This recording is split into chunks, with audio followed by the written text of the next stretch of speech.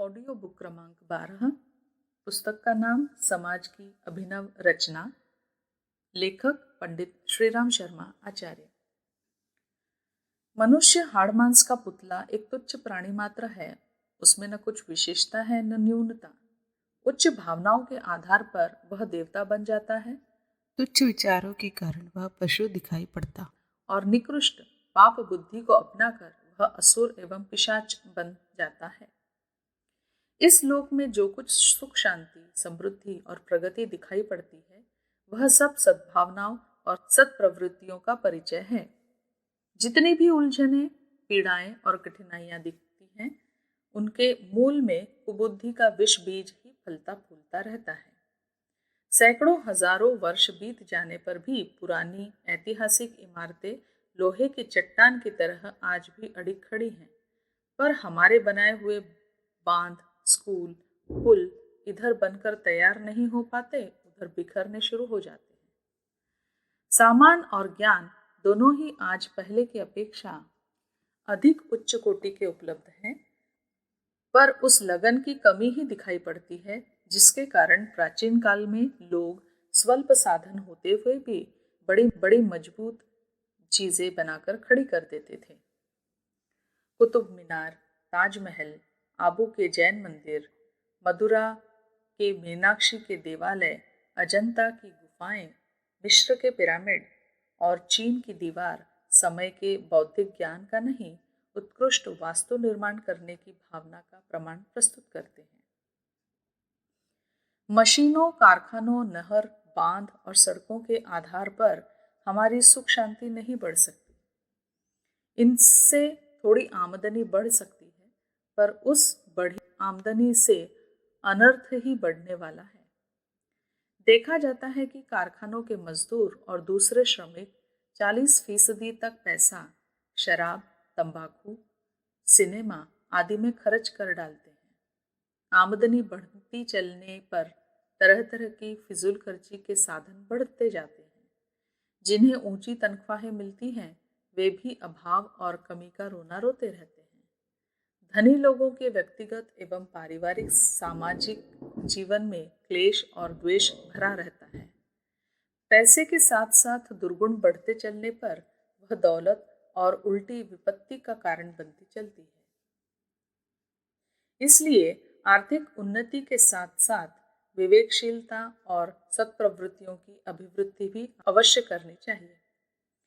यदि इस दिशा में उपेक्षा बरती गई तो प्रगति के लिए आर्थिक सुविधा बढ़ाने के जो प्रयत्न किए जा रहे हैं, वे हमारी समस्याओं को सुलझा सकने में कदापि समर्थ न हो सकेंगे।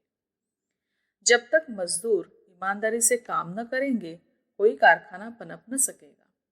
जब तक चीजें अच्छी और मजबूत न बनेंगी, उससे किसी खरीदने वाले को लाभ न मिलेगा।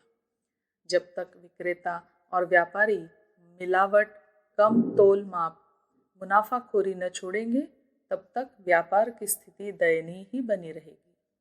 सरकारी कर्मचारी जब तक अहंकार, रिश्वत, कामचोरी और घोटाले करने की प्रवृत्ति न छोड़ेंगे, तब तक शासन तंत्र का उद्देश्य पूरा न होगा। यह सत्प्रवृत्तियां इन वर्गों में अभी उतनी नहीं दिखाई देती जितनी होनी चाहिए। यही कारण है कि हमारी प्रगति अवरुद्ध बनी पड़ी है। साधनों की कमी नहीं है। आज जितना ज्ञान, धन और श्रम साधन अपने पास मौजूद है, उसका सदुपयोग होने लगे तो सुख सुविधाओं की अनेक गुनी अभिवृद्धि हो सकती है। आत्मकल्याण की लक्ष्य पूर्ति तो सर्वदा सत्प्रवृत्तियों पर ही निर्भर है। ईश्वर का साक्षात्कार, स्वर्ग एवं मुक्ति को प्राप्त कर सकना केवल उन्हीं के लिए संभव है जिनके विचार और कार्य उच्च कोटि के आदर्शवादी एवं परमार्थ भावनाओं से ओतप्रोत हैं। कुकर्मी और पाप वृत्तियों में डूबे हुए लोग चाहे कितना ही धार्मिक कर्मकांड क्यों न करते रहें, कितना भजन पूजन कर ले, उन्हें ईश्वर के दरबार में प्रवेश न मिल सकेगा। भगवान घटघटवासी है, वे भावनाओं को परखते हैं और हमारी प्रवृत्तियों को भली प्रकार जानते हैं। उन्हें किसी बाह्य उपचार से बहकाया नहीं जा सकता। वे किसी पर तभी कृपा करते हैं जब भावना की उत्कृष्टता को परख लेते हैं। उन्हें भजन से अधिक भाव प्यारा है। भावनाशील व्यक्ति बिना भजन के भी ईश्वर को प्राप्त कर सकता है, पर भावनाहीन व्यक्ति के लिए केवल भजन के बल पर लक्ष्य प्राप्ति संभव नहीं हो सकती। लौकिक और पारलौकिक, भौतिक और आत्मिक कल्याण के लिए उत्कृष्ट भावनाओं की अभिवृद्धि नितांत आवश्यक है।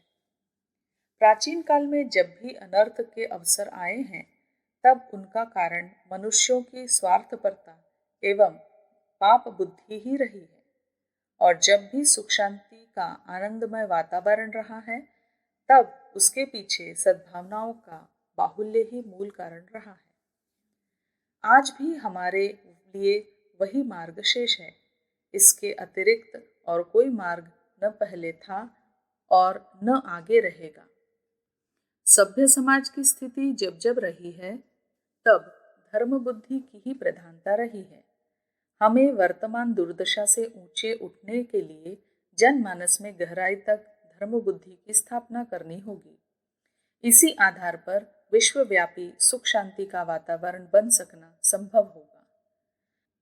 व्यक्तिगत स्वार्थ साधन की संकीर्णता छोड़कर सबकी उन्नति में अपनी उन्नति समझने का दृष्टिकोण जब तक अपनाया न जाएगा, तब तक न तो व्यक्ति की उन्नति हो सकेगी और न समाज ही ऊंचा उठ सकेगा।